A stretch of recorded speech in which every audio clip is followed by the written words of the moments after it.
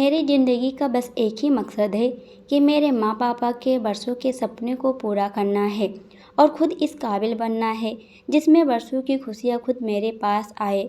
दोस्तों, आज की ये सच्ची घटना जो पश्चिम बंगाल की राजधानी कोलकाता की है। 8 से 9 अगस्त की रात करीब 2 से 3 बजे आरजी कर मेडिकल कॉलेज में एक लड़की ट्रेनी डॉक्टर के साथ हुई हैवानियत से पूरी दुनिया हैरान है। 9 अगस्त 2024 को कोलकाता के आरजी कर हॉस्पिटल में 31 साल की trainee doctor chest medicine department में पीजी सेकेंड ईयर की स्टूडेंट थी। आरजी कर हॉस्पिटल की 4th मंजिल पर सेमिनार हॉल में बड़ी ही बेरहमी से रेप और मर्डर कर दिया गया था। ट्रेनी डॉक्टर की हालत ऐसी थी, अगर आप देखते तो आपकी चीख निकल जाती। उसकी आंखों में चश्मे के कांच घुसने की वजह से आंखों से ब्लीडिंग हो रही थी। गर्दन की हड्डियां टूटी हुई थी, प्राइवेट पार्ट से भी खून निकल रहा था। उसके पेट, बाएं पैर, गर्दन, दाहिने हाथ, रिंग फिंगर और अंगूठों पर भी चोट थी। गर्दन की हड्डियां भी टूटी हुई थी। उसके पैरों को भी 90 डिग्री में खींचा गया था। उसकी वजह से पैरों की हड्डियां भी टूटी हुई थी।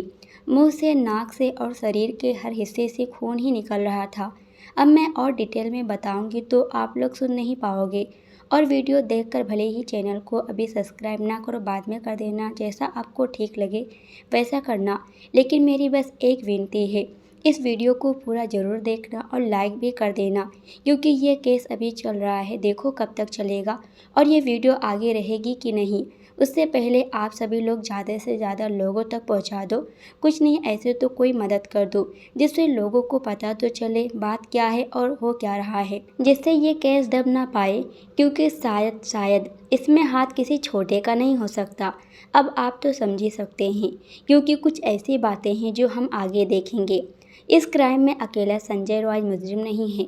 ये कुछ ऐसे सवाल हैं जो उसके माता पिता और साथ काम करने वालों ने किए हैं, जो इस बात पर भी जोर दे रहे हैं कि अब इस मामले में अरेस्ट किया गया संजय रॉय सिर्फ एक छोटा सा मोहरा या बलि का बकरा हो सकता है और असली अपराधियों को अभी तक पकड़ा नहीं गया है, जो शायद उन्हें बचाने की कोशिश की जा रही है। कुछ लोग ये भी कह रहे हैं कि हॉस्पिटल इस घटना को दबाने की भी कोशिश कर रहा है, क्योंकि इस घटना के 5 दिन बाद ही वारदात की जगह से 20 मीटर की दूरी पर कंस्ट्रक्शन के नाम पर दीवार तोड़ दी गई।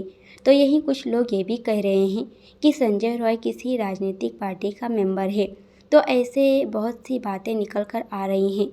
9 अगस्त सुबह 10 बजे ट्रेनी डॉक्टर के घर पर आरजी कर हॉस्पिटल से एक कॉल आता है। कॉल उठाने पर हॉस्पिटल से उस इंसान ने कहा कि आपकी बेटी बीमार है, आप जल्दी से हॉस्पिटल में आ जाए। बस इतना कहकर उसने फ़ोन काट दिया।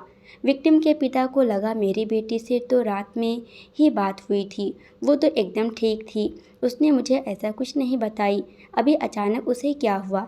इसलिए उन्होंने दोबारा कॉल करते हैं और पूछते हैं कि आखिर हुआ क्या है।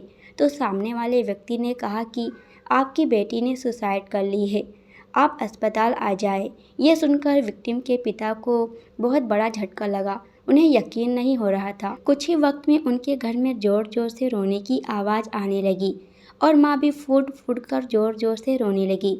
अब वो दोनों हॉस्पिटल की तरफ जा ही रहे थे, उतनी ही देर में ये खबर पड़ोसियों को भी हो गई और वो लोग हॉस्पिटल गए। पहले तो उन्हें 3 घंटा तक बैठाया जाता है, फिर जाकर उन्हें उनकी बेटी के पास ले जाते हैं। अब ये पूरे शहर और सोशल मीडिया पर आग की तरह फैलने लगी और हॉस्पिटल के बाहर लोग की भीड़ जमा हो गई। सबके मन में बस यही सवाल था कि आखिर ये सब हुआ कैसे और किसने किया। डेली रूटीन की तरह उस दिन वो सुबह करीब 8 बजे घर से निकली थी और रात करीब 11 बजे वो अपनी मम्मा से आखिरी बार बात की थी। विक्टिम बात करने के बाद अपने काम करने लगी। काम करते अब रात के 2 बजने को आ गए थे और अब ना तो हॉस्पिटल में उतनी भीड़ थी। भीड़ कम होने के बाद विक्टिम जाकर फ्रेश हुई और फिर वहीं हॉस्पिटल के कैंटीन में अपने दोस्तों के साथ जाकर खाना खाती है। अब रात के 2:30 के करीब उन्होंने डिनर किया और अपने अपने ड्यूटी पर चले गए। लेकिन विक्टिम यानी ट्रेनी लेडी डॉक्टर काम ज़्यादा करने से थक गई थी और अभी ज़्यादा मरीज का आना जाना नहीं था, इसलिए वो सेमिनार हॉल में जाकर आराम करने का सोचकर चली गई। सुबह के 3 या 4 के बीच करीब संजय रॉय सेमिनार हॉल में जाता है और डॉक्टर का रेप करता है। इसी दौरान डॉक्टर की मौत भी हो जाती है। इसके बाद सुबह जब एक कर्मचारी जाता है तो 8:30 बजे के करीब सेमिनार में जाता है तो बॉडी को देखता है। फिर और भी सब देखते हैं और फिर शुरू में तो देखिए 10 बजे के करीब डॉक्टर के पिता को कॉल करके कहा गया था कि आपकी बेटी ने सुसाइड किया है। बॉडी को 8 या 8:30 बजे तक देखा गया और डॉक्टर के माता पिता को 10 बजे तक बता दिए। बहुत जल्दी बताने के बाद भी जब विक्टिम के माता पिता वहां पहुंचे तो उन्हें उस सेमिनार हॉल के बाहर ही घंटों तक रोक के रखते हैं।